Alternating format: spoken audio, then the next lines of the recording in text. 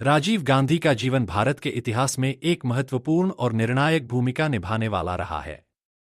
उनका जन्म 20 अगस्त 1944 को मुंबई में हुआ था। वे पूर्व प्रधानमंत्री इंदिरा गांधी और फिरोज गांधी के बेटे थे। राजीव गांधी ने अपनी प्रारंभिक शिक्षा देहरादून के प्रतिष्ठित दून स्कूल में प्राप्त की और फिर लंदन के इंपीरियल कॉलेज और कैम्ब्रिज विश्वविद्यालय से उच्च शिक्षा ग्रहण की।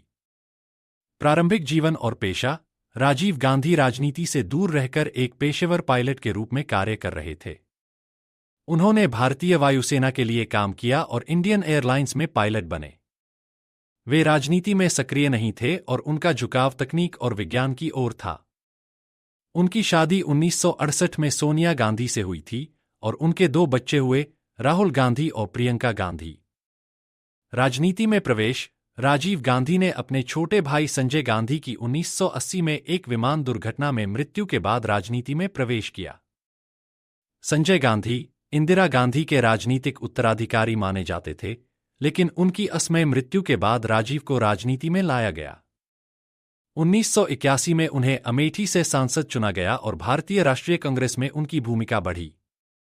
प्रधानमंत्री पद: 31 अक्टूबर 1984 को उनकी मां, प्रधानमंत्री इंदिरा गांधी की हत्या कर दी गई।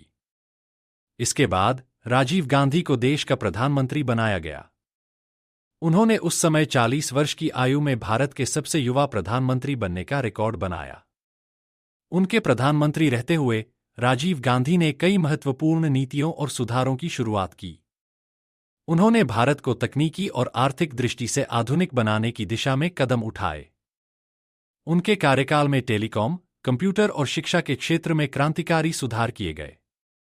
राजीव ने पंचायती राज को मजबूत करने और विकेंद्रीकरण को बढ़ावा देने के लिए भी कई कदम उठाए। विवाद और आलोचना: हालांकि राजीव गांधी का कार्यकाल विवादों से भी भरा रहा।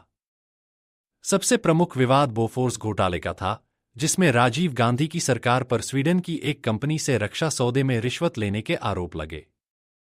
इस घोटाले ने उनकी छवि को बहुत नुकसान पहुंचाया और 1989 के आम चुनावों में कांग्रेस को हार का सामना करना पड़ा।